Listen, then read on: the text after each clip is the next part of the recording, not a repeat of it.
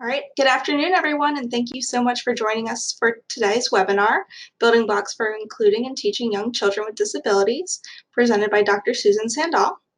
My name is Brianna Humphreys, and I am the Assistant Marketing Manager for Early Childhood Products at Brooks Publishing, who's the proud sponsor for today's webinar.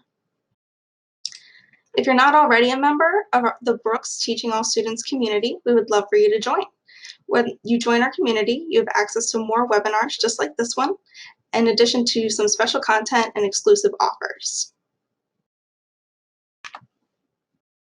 So speaking of special offers, we do have a special offer for today's webinar. We're offering a 20% discount at brookspublishing.com with the code edWebSS, and we'll repeat that again at the end of the webinar. So it's good on most products on our website, including Susan's new book that you'll hear about a bit more in today's webinar.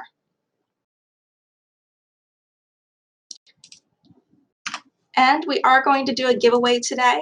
So if you participate in the chat, you'll be entered in the giveaway. So 3 lucky winners will receive a new copy of Susan's new book, Building Blocks for Teaching Preschoolers with Special Needs.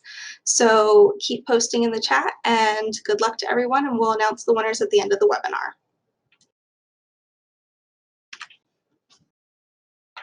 So without further delay, it's my great pleasure to introduce today's presenter, Dr. Susan Sandall. Dr. Sandall is Professor Emeritus at the University of Washington. She has directed personnel preparation projects, developed curriculum materials for all age groups, and published materials on educational practices to facilitate optimal outcomes for infants, toddlers, and preschoolers with disabilities. Dr. Sandall was principal investigator of the National Center on Quality Teaching and Learning for the Office of Head Start, and the center continues its work as the Early EDU Alliance at Cultivate Learning at University of Washington. She serves on the Division for Early Childhood Commission on Recommended Practices and has edited publications on the practices. Dr. Sandall is on the editorial boards of Journal of Early Intervention and Topics in Early Childhood Special Education. So welcome, Susan, and thank you so much for being here today. All right, thank you very much, Brianna. I am excited to be here today and to present on our new edition of Building Blocks. I'm looking at your messages on the webinar, and I see that you're from all over the United States and, in fact, all over the world. So this is all pretty exciting to me. Here are my objectives for the day. I hope that by the end of this webinar, you will have learned more about the 4 tiers of the Building Blocks framework. I will be helping you consider the framework in the context of inclusion.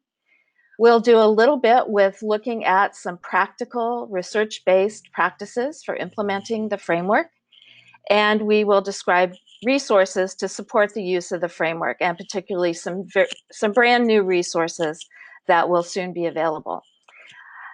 As you listen to me today, you'll find out that I'll focus primarily on children who are enrolled in early care and education programs, including children who are infants and toddlers and in a variety of infant and toddler care programs. But I do want to point out that I have colleagues, including some of my co-authors, who work with older students and have used the Building Blocks framework and certainly some of the teaching practices in programs and classrooms for older students. But my examples, for the most part, will be for very young children. All right. Let's take a look at this framework. This is how we illustrate building blocks. And we talk about 4 tiers. You've seen many examples of multi-tiered systems of support. Our system has 4 tiers, and we'll talk about why that you might think about an extra tier that's in there. And we think it's important when we talk about early childhood programs. So the foundation, the blue block, is talking about the engaging interactions and environments that make up a quality early childhood program, and how we as teachers and teaching teams can make those high quality programs accessible for all learners. But then as we move up the block tower, for some children or for some of their learning objectives, we'll need to make some modifications or adaptations, and we make those to the environment, sometimes to the activities, and sometimes to the interactions. And we think about curriculum modifications and adaptations as relative changes to the environment and the activities. Moving up, we have embedded learning opportunities. And at this tier, we're talking about focused or targeted teaching. And in early childhood programs, we particularly think about how to embed our targeted teaching within the ongoing activities and routines of an early childhood day, whether that's an early childhood day in a preschool classroom, in a child care center, or in a family child care home, or even in a home-based program. So we think about how we embed teaching and learning opportunities. And then at the very top of the block tower is our more intensive level of intervention or instruction. And this would be for a few children or for a few of their learning objectives. And this is when we talk about highly individualized, even more intensive instruction.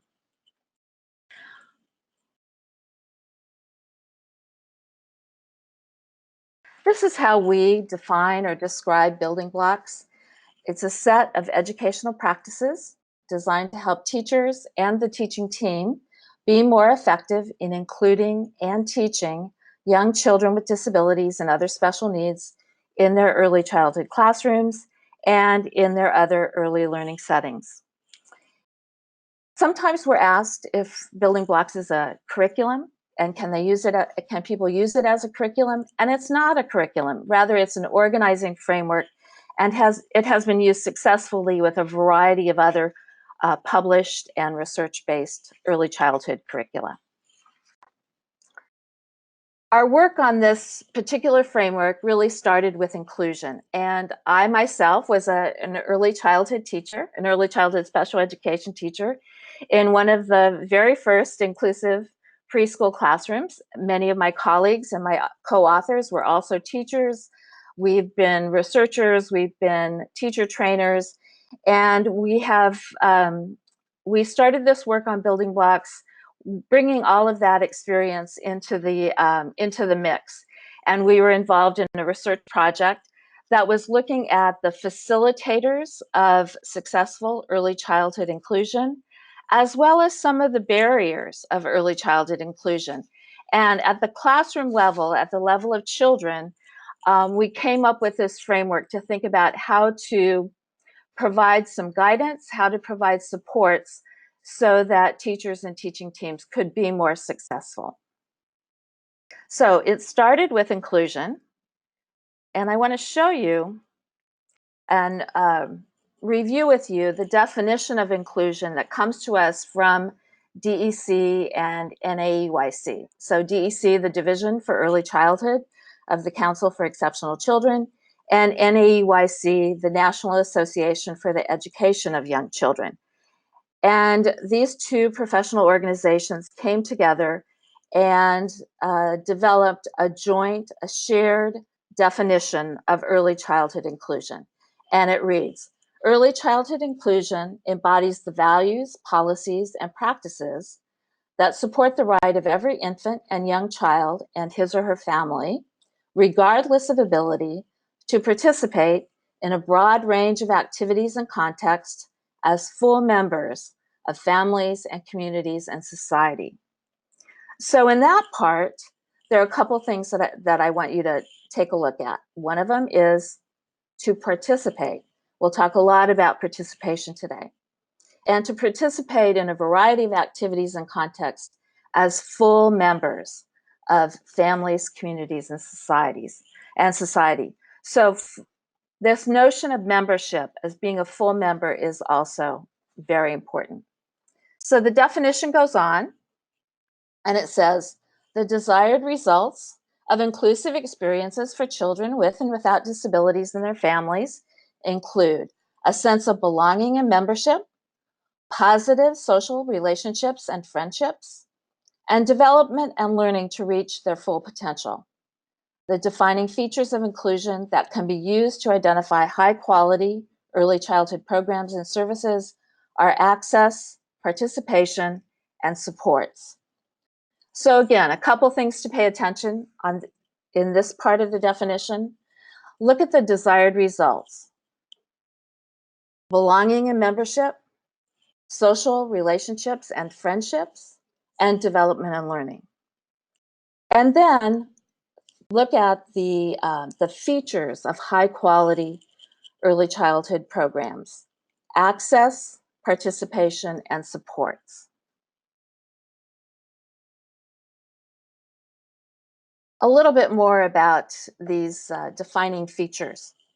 Access refers to providing a wide range of activities and environments for every child, removing physical and structural barriers, and offering multiple ways to promote development and learning.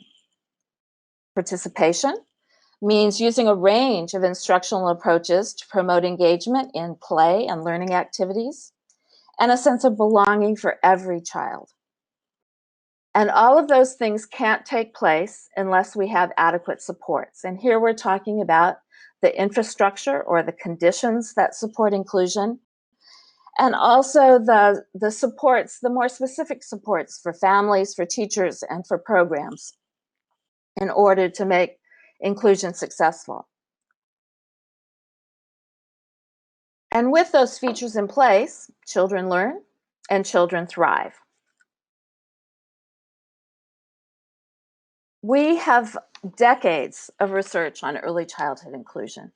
And rather than looking at particular elements of that research, I've just summarized it in these bullet points. So here are some things that we know from the research on early childhood inclusion. We know that inclusion can benefit young children with and without disabilities, and most families view inclusion in a positive light. So we have a range of positive outcomes that appear in the research literature. We also know that certain key factors are critical to inclusion being successful. And here are a couple of those key factors. One is the regular use of research-based instructional strategies and practices, and we'll talk about some of those today. And another important factor is strong collaboration among families, teachers, and specialists, and among programs. So one of the aspects of inclusion that's a little bit different for young children than it is for school-age children is that very often children and families are involved in more than one agency or program. And so this means that there are some system-wide implications, that programs have to collaborate and work well with other programs. And that's a little bit different because if we think about where children are, they're in preschool programs, they're in childcare programs, they're in public school programs, private programs, faith-based programs, family-based programs, and on and on. And so multiple systems and multiple agencies need to work well with each other and collaborate. And finally, one of the things that we know is that professional development on inclusion is a critical need. And we're told this over and over by teachers and by therapists. And in fact, you are participating in some of that professional development today. And I once again, I welcome you, and I'm excited by all these messages that are popping up on my screen.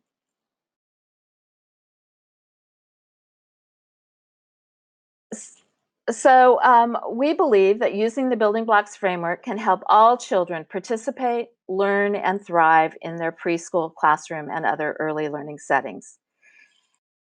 And the work that we describe in the book and that I'm describing today is based on the work of the Early Childhood Research Institute on Inclusion.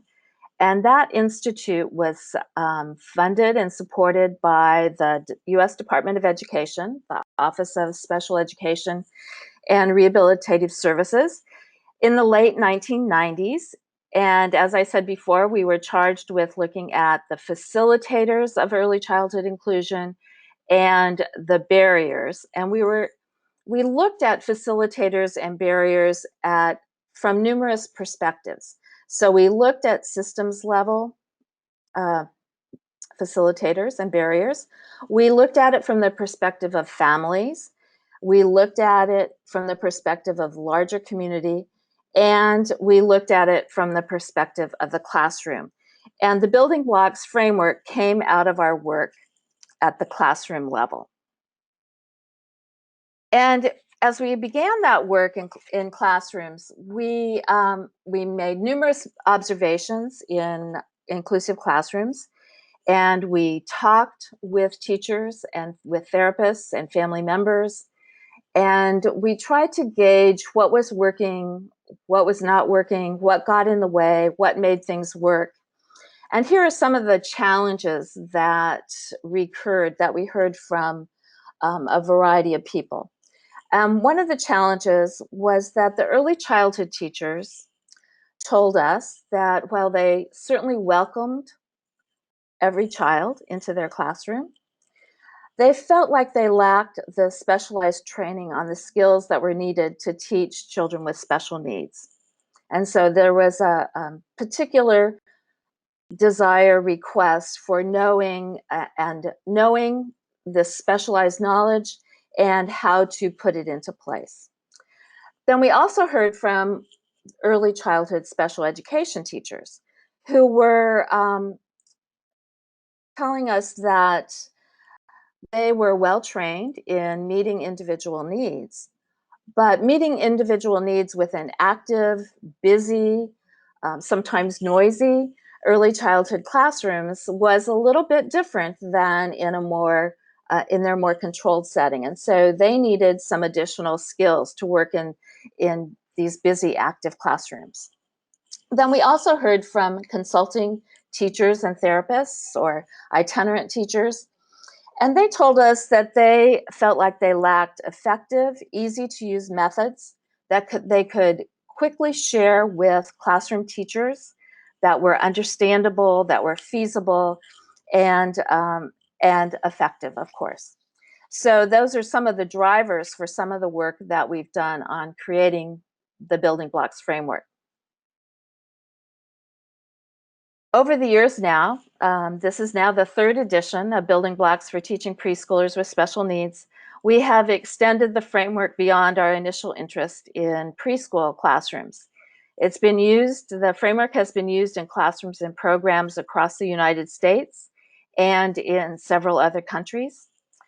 We have extended our work to include infants and toddlers, primarily in group care, but also in home-based programs. We've done work in inclusive programs that include children with autism. We've worked in Head Start, and we've also worked in state pre-K programs, and we've extended our work on the framework in child care centers, including family child care. So we have a much broader context, a broader base of experience that we bring to this third edition of the Building Blocks framework. So I've given you some background in terms of the context of building blocks and also what it means to ensure access to inclusive programs and services. Let's move now to talking about participation, sort of the second defining feature of inclusion, preschool inclusion. One of the things that we know from now decades of research is that being there is not enough. It's not just a matter of being enrolled in a program or being there physically, that's not enough. There needs to be some planning. And that planning or individualization, we think, can and should involve these three aspects. Simple modifications might be enough for a child to truly participate. Requires embedded teaching and learning opportunities. And sometimes it requires some more specially designed instruction. So let's take a look at that and provide some description of these tiers, a little bit more description of each of these tiers. The early childhood program for every child. And what does that mean?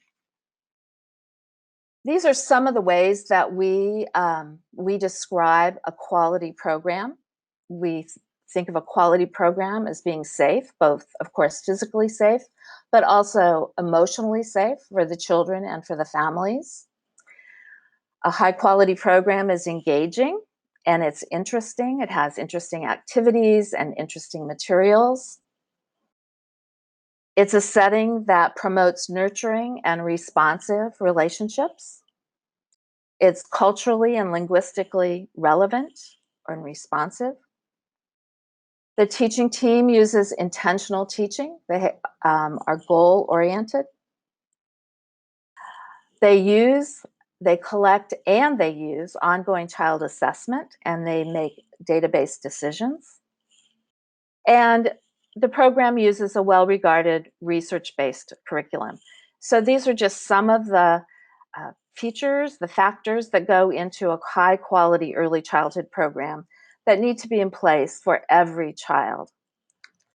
And then we move up and we say, well, for some children, and perhaps for some of their individual learning objectives, that might not be sufficient, that they need just a little bit more. And as I said earlier, the environment and the activities are so important in early childhood. We tend not to organize our days around lessons or classes or those kinds of things. We have recurring routines. We have large chunks of times that are devoted to free choice or outdoor play and so forth. And so we want the children to take advantage of the environment and those activities and those routines, but we might need to make some simple modifications and adaptations.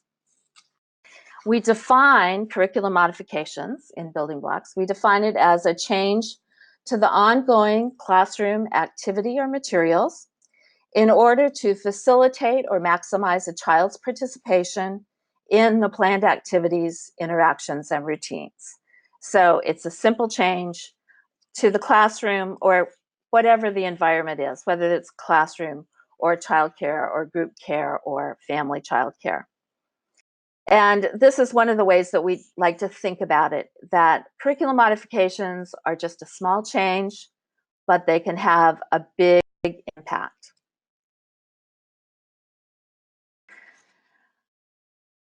Let me tell you a little bit about some of these curriculum modifications. And if those of you who are familiar with our book know that we have many curriculum modifications described in the book, and I'll talk about some of them today.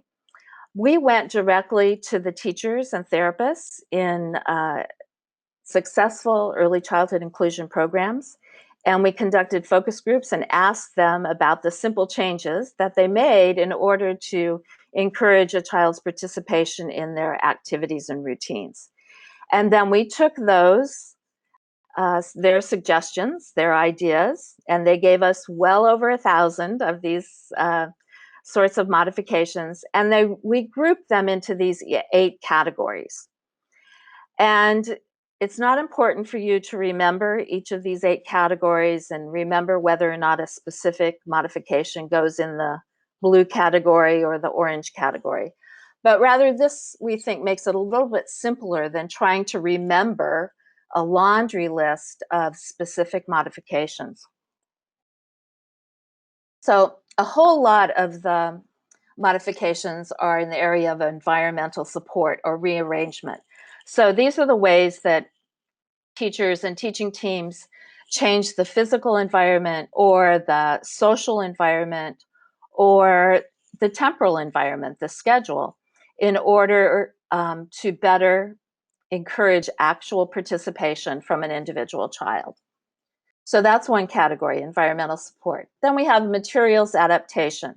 And that means things like making things sturdier or making them bigger or making them more stable or less cluttered. There are a variety of ways that we can build up or accentuate materials to make them easier to access. We can also simplify activities. We can break them down into smaller parts. We can help children finish with success. So there are ways that we can use our our skills in task analysis or activity analysis and simplify an activity so a child can participate. Another category is child preferences.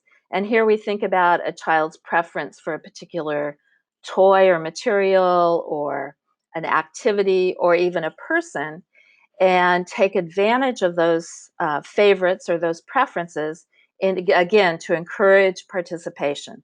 So think about a child who might be not a little bit reluctant or unable to participate in a particular activity like circle time, or maybe they're reluctant to move on to the next activity. Well, why not let them take their favorite toy with them to that next activity, or place that favorite toy, maybe it's a train, or maybe it's a baby doll, place it in the sensory table so that there's another encouragement for the child to participate in the next activity. Another category is special equipment, and here we're talking about equipment that might be commercially available to help a child to get into a better position and access the activities, but it could also be homemade. So it doesn't have to be very expensive. It can be something that just helps the child access and then participate. Then, of course, we have adult support. And what do adults do? They join in children's play and participation.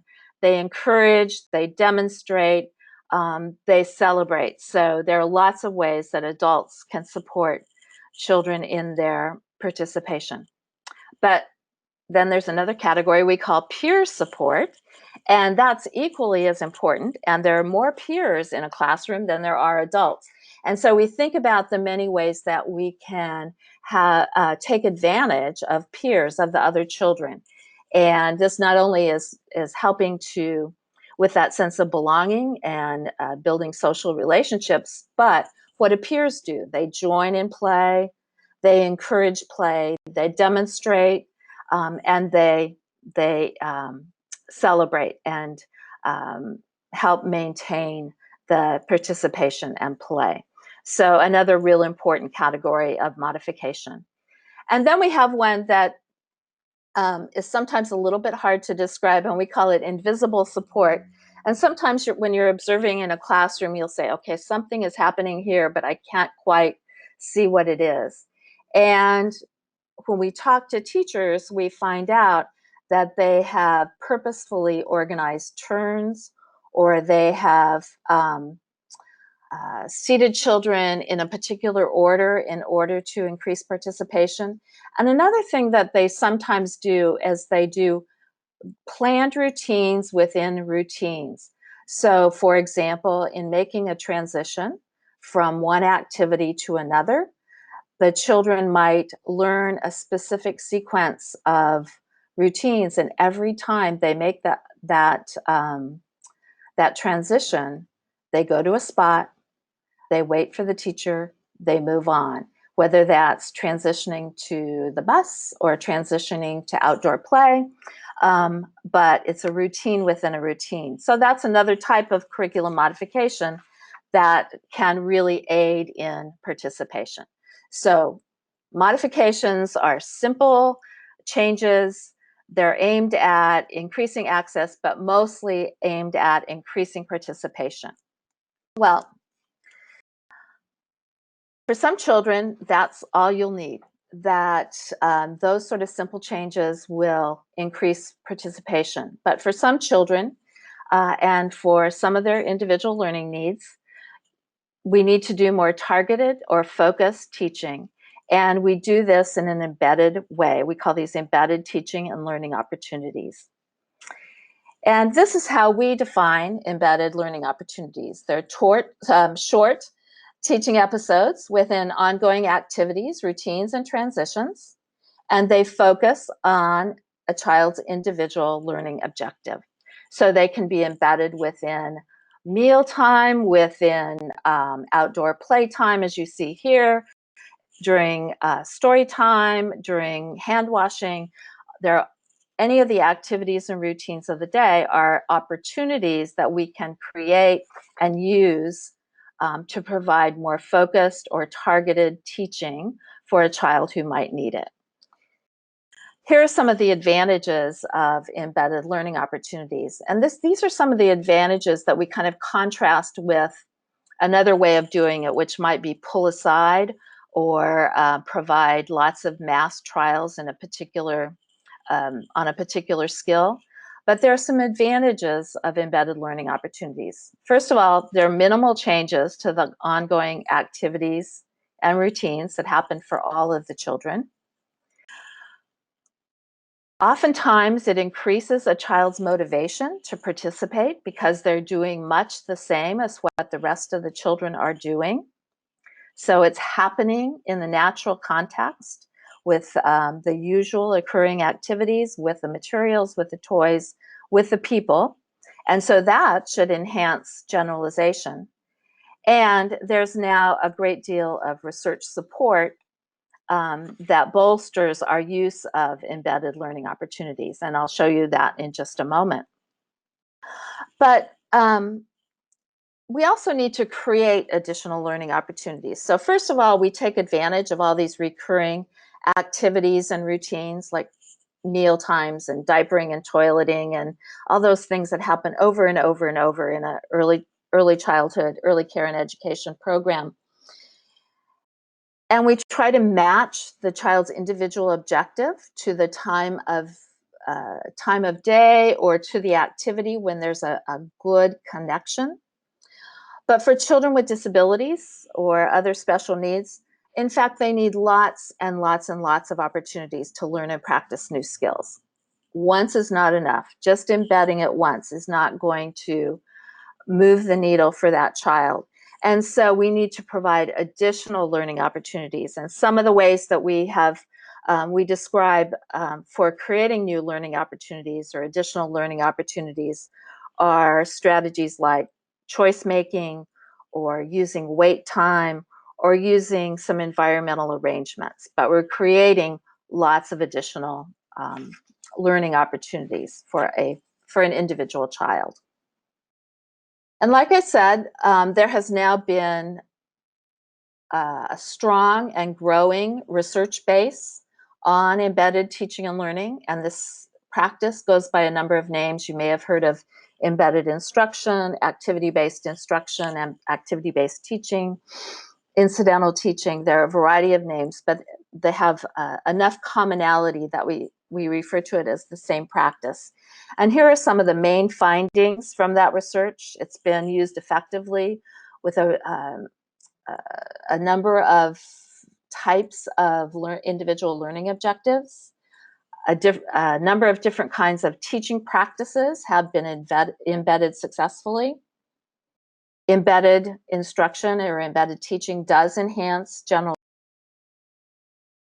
Teachers who use it rate it favorably. They like it. It fits with their teaching and with their schedule of activities. But teachers also vary in the extent to which they can actually apply embedded instruction in their activities and in their classrooms. And so professional development has been shown to make a difference, especially in the form of practice-based coaching, can improve teachers' use of embedded instruction. And we've also done some studies in teacher preparation programs to show how student teachers can learn embedded teaching and to use it in their practicum or student teaching sites. And finally, at the top of our block tower, we have our more intensive or child-focused individualized instruction level. And here we're talking about providing specially designed instruction for children who have unique learning objectives, like might be using a particular communication system or using a mobility device. Sometimes we are talking about a child who has not learned a fundamental skill and what I call an entree skill, such as imitation, that will give that child entree into other learning opportunities. Sometimes we're at this level of the block tower because a child has an interfering behavior and we need to teach a replacement or an alternative behavior. And sometimes for a few children, it's the rate of progress that concerns us. A child is making much slower than expected progress, and we need to provide specially designed instruction even more intensively, even more often. So that was the description of each of the tiers of the building blocks framework. And one of the things that we have in this framework is that we have lots and lots of forms, and those forms are available in the book. They're available on the Brooks website, and they will also be available in some of our modules that I'll talk about at the end. But those forms help to guide teams through the process of implementing the building blocks framework. And here I have listed kind of the steps or the sequence of steps for implementing the framework, from assessing the quality of the learning environment to identifying and clarifying the schedule or the routines, the predictable routines of the day. Those are at the sort of class-wide or group-wide level. And then we move into more individualized steps, gathering information on individual goals and objectives, assessing the learning needs of the individual child, clarifying the current concerns of the child, creating a plan or plans, constructing an activity matrix, implementing the plan, and evaluating the plan and monitoring child progress. So let me just show you some of the tools that we use to move through that sequence of implementation of the building blocks framework. We have some for observing and evaluating the quality of the learning environment. And I don't have that one shown here, but lots of programs also have their own observation tools that they use at the classroom-wide level. But this is at the individual level. So we're going to gather information on a child's individual goals and objectives. So that, of course, would come from the IEP, from the IFSP. It might come from another individual plan. It might come from other assessments, curriculum-based assessments that have been done in the classroom or in the program. Families and caregivers provide their information about what's important for their child. And in addition, we also suggest a routines-based assessment, and the form that we use is shown here. For some of you, this might be familiar as an ecological inventory. We sometimes use that name with older students. And for infants and toddlers in home-based programs, we talk about routines-based interviews with caregivers. But the idea of a routines-based assessment is that you use your classroom schedule, your list of activities and routines, that goes in the far left column. The team has already talked about their expectations for participation in those activities and routines, and that goes in the middle column. And then you think about an individual child and what is this child's level of participation. So some of you have been in the situation where the IEP doesn't quite match the child's performance in the classroom, and you're trying to figure out what you should be working on, what this child really needs to be a better participant in their classroom. And so this routines-based assessment can help bring to light where the child is struggling. And the next couple of slides show one of these assessments that's been done for a child, and the child's performance is determined to be either a strength, they're independent, they're pretty much the same as everyone else, they're participating like everyone else is, it's average, or it's an area of concern. And that might be if the child is not participating or the child is really struggling with that particular activity or routine. And this is just to show that in many programs or classrooms, there are many rows to this form because there are lots of activities and routines for the daily schedule. So then we sort of we need to accumulate or gather all of that information, the information that already exists from the individual plan. And here we have kind of a short form of an IEP. So take the big goals from the IEP or the IFSP. What are the big goals? What are we currently working on? What are the child's current objectives? And then in the next part of this plan, we use the information from the routines-based assessment. What did that tell us? Where was the child having difficulty with participating? And then we think about what our priorities are, not just every single challenge or struggle, but what are the highest priorities? Sometimes it's helping with transitions. And once we get transitions under control, a lot of other things will fall into place. So we think about this as 3 or 4 high priorities. And we put those together into what we will then either into our planning. So we will either modify, we might do teaching plans, or we might do more intensive plans. The Building Blocks book has a number of plans, both this is an embedded learning opportunities plan. There's also an instruction at a glance plan. So there are a couple different examples, and of course programs can use their own to guide instruction. Well, then we're back to this problem of when to teach in this active, busy day with all these routines, with big chunks of time taken up with free choice and outdoor play and circle time and those. How can we take advantage? And we think about how to make that good match between time of day, the resources available, and the child's individual needs. And our best tool for doing that is an activity matrix. And let me walk you through real quickly the activity matrix. It looks like this. This is a matrix for an individual child. In the far left, in the red, is the schedule of the activities. Across the top are a short form of this child's individual learning objectives. So this child happens to have 6 of them, and those are listed across the top.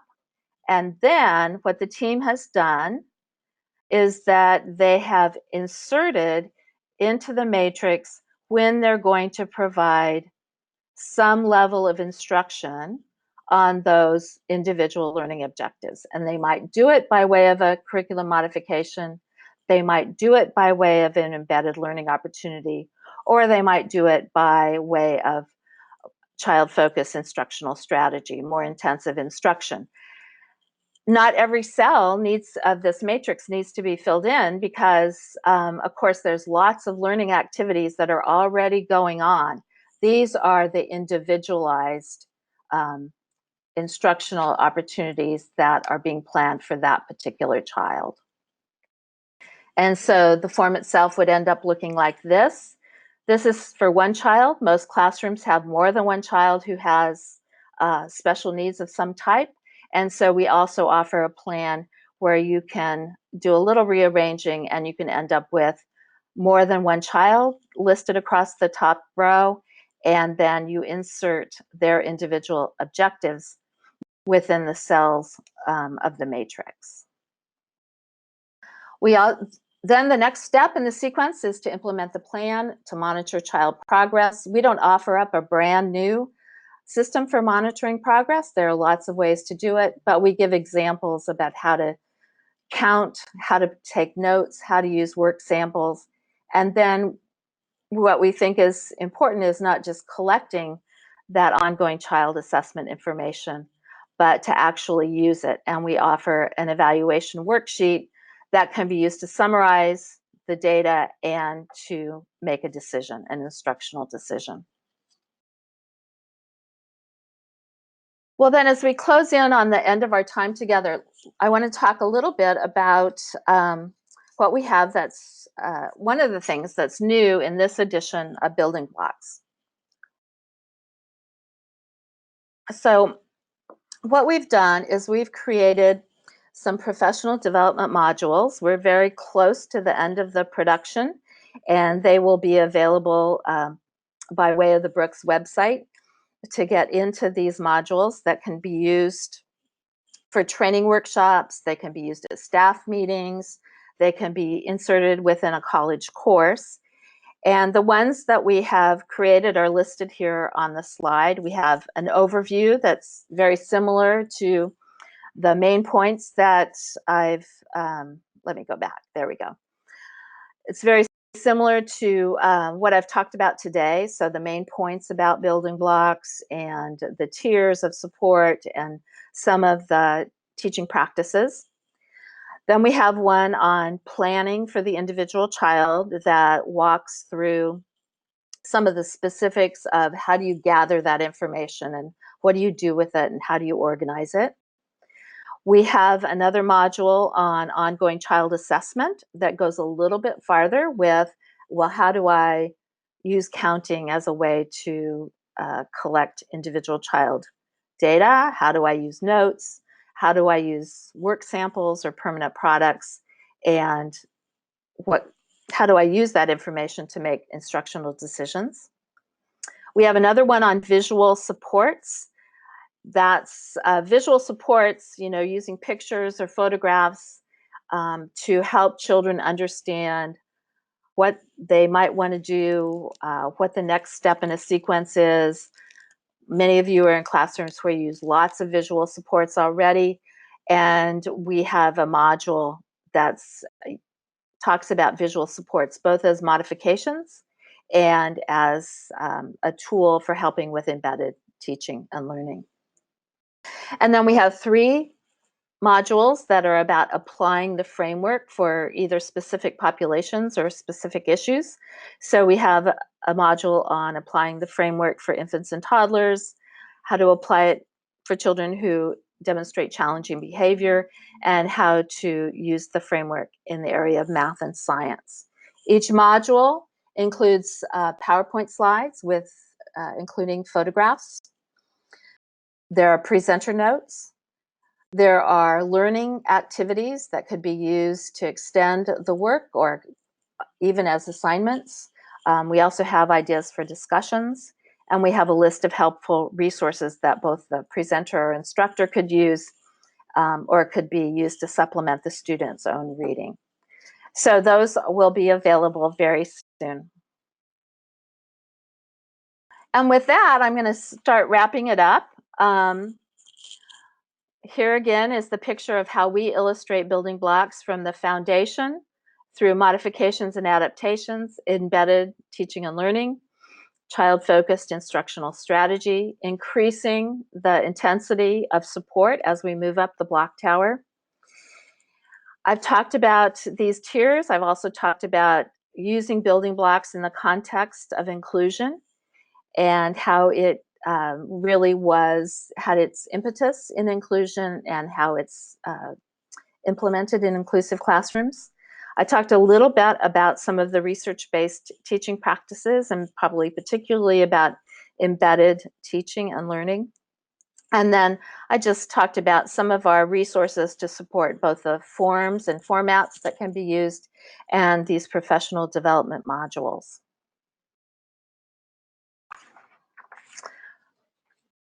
This slide is intended to just sort of remind you that the way we think about building blocks is it's an organizing framework, and it helps to organize how to plan for and foster successful inclusion and to incorporate practices that do what's indicated here, to increase children's access to valuable learning opportunities, to increase their participation, their meaningful participation and engagement, and with that, to increase their learning and their other important outcomes.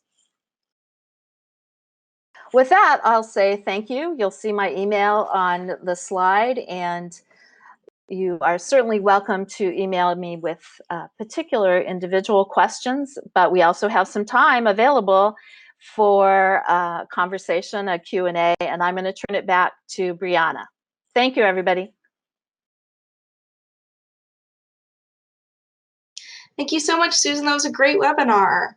And we have tons of questions that I hope we can get to this afternoon, so we'll try to cover as many as we can. But before we get to the Q&A, I want to announce our 3 lucky winners who will be receiving a free copy of Building Blocks for Teaching Preschoolers with Special Needs. So our winners are Ebony Williams, Keena Leonard, and Nancy Johnson. So keep an eye out on your email, and I'll be reaching out to you shortly to get you your copies. So we're going to head into our Q&A session. While we're going through some questions, be sure to write down the discount code on your screen to save 20% off Building Blocks for Teaching Preschoolers with Special Needs, as well as some other books and resources on the Brooks Publishing website. So without further ado, let's jump right into the Q&A. So Susan, a couple people asked, what are the differences between scaffolding and building blocks? Well, they have a lot in common. I tend to think of scaffolding in this sort of, let me see if I can think about how to say it, the give and take, the back and forth of coming in, providing assistance, backing away to see how the child is doing, coming in with a little bit more help. And so, so certainly we would say we use scaffolding, and what we have done in building blocks is to help people think about the level or intensity or specificity of that scaffolding so that we're using just the right amount of help for an individual child, and particularly for children who may have multiple individual learning objectives, that we don't assume that the child goes into a particular tier of the framework, but rather we think about what level of support they need or scaffolding for each of their individual learning objectives. Okay, great. Thanks so So much for I think clarifying. I think they're complementary ways of thinking about how to provide support. Great. Our next question that we have are, in what ways can we get schools or general education teachers on board with this building blocks concept and more willing to include children with exceptional needs in their classes? Well, I think that first of all, it's whoever asked that question is certainly right that administrative support, infrastructure support is critical. We have over the years had many individual teachers who've been champions of inclusion, but without that, the support of their administration and their systems, it's often difficult for them to maintain that that effort. And so, I think that one of the ways that that can be done, especially in the early childhood years, is to take a look at the policy statement that came to us a couple years ago from the Department of Health and Human Services and the Department of Education, that really reinvigorated our thinking about early childhood inclusion, that it is not optional, that it is part of the law. And what we have to then think about is how to do it effectively.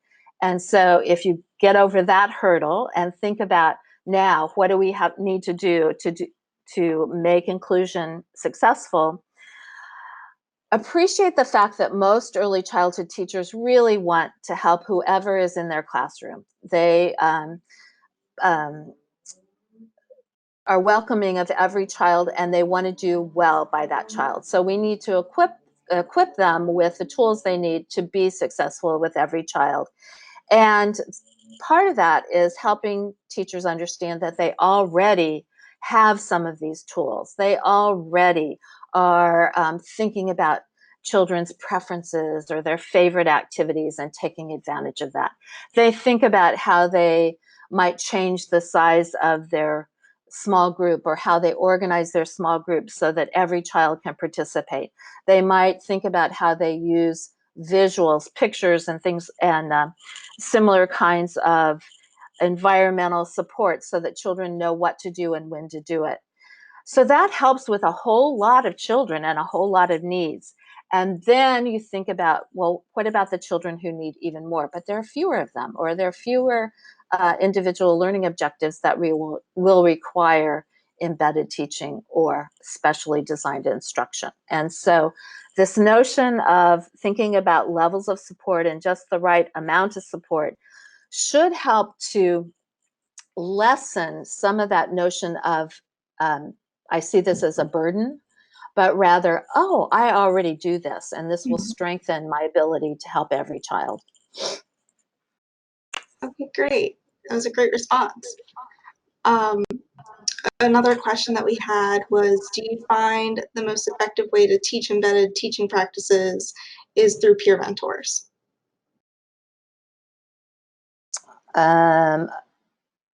So I'm having a little bit of trouble with the idea of peer mentors. So since we can't go back necessarily, let me try it with two different ways. One way of thinking about peer mentors is that the children are the peers. So we kind of highlight this notion of peer support, and whether we use that as an easy to implement, creating social opportunities, peers who demonstrate, peers who encourage, how you put children next to another child who's an active participant and is modeling how to participate. So those kind of peer supports as curriculum modifications. That's one way of incorporating peers. We can also use somewhat more structured peer-mediated instruction or intervention. And in that case, the peer is taught some of the teaching skills in order to help the child learn. Those practices have all been shown to be effective. So that's one of the ways I'm kind of thinking about. Maybe the question was getting at peer mentors. Another way of thinking about peer mentors is other teachers as your peers, and maybe another way to learn about using building blocks or using any tiered system of support is to partner with another teacher who is also either learning how to use it or has already been engaged in using a tiered system. And then you have someone to bounce your questions off of, or will model some of these practices that may not be quite familiar. So I think that peers are important in lots of ways, both as for children to take advantage of peers as peer supports, and we as teachers to think about what we learned from other teachers. Okay, great. And just one more question before we wrap up today's webinar. Does assessing the environment include existing or current teaching practices? So I think that was going back to when you were first introducing the building blocks model. Right. So we, in the building blocks book, we have a short 10-item checklist that's a really quick look at the classroom or group care environment. You know, is there a schedule in place? Is there indoor time, outdoor time, and items of that nature? But we also recognize that lots of early childhood programs already are involved in a system-wide approach to improving quality. And so there are lots of programs that are already using environmental rating scales or the class or something like one of those tools. And so if you have access to those data for your own classroom, it makes good sense to use that information and to use that to assess the quality of your program. And then I'll add one more, that if you're really interested in whether or not the features of inclusion are in place, then I would refer you to the Inclusive Classroom Profile, the ICP, because it complements building blocks really very nicely and will allow you to take a look at whether or not modifications are in place and whether or not peer interactions and so on and so forth. So that's another tool that can be used. Okay, great. Thank you so much, Susan. I think that's all the time we have for questions, but for anyone else who has questions, be sure to email the email address that's up on the slide now. So, and we'll take care of handling the rest of the questions and answers, and we can try to get everything sorted out on our end. So just real quick, for those still on the line, I just want to thank everyone for attending, and thanks so much to Susan for this great webinar today. I know everybody here is very busy, and we appreciate you taking some time out of your afternoon to learn more about how to include and teach young children with disabilities. So thanks again, Susan, for an excellent webinar. Thank you. Thank you, everyone, for listening. Please be sure to join us month with Drs. Elizabeth Potts and Lori Howard for their webinar, New Teacher Surviving the Schedule. That webinar will be held on Thursday, October 10th at 3 p.m. Eastern Time. And just one more reminder, if you're not already a member of the Teaching All Students community on edWeb, we would love for you to join. When you join our community, you have access to more webinars like this, in addition to special content and exclusive offers. So on behalf of Brooks Publishing, edWeb, and Susan Sandall, thank you so much for attending today, and I hope everyone enjoys the rest of their day. See you next time. Thank you. Thank you.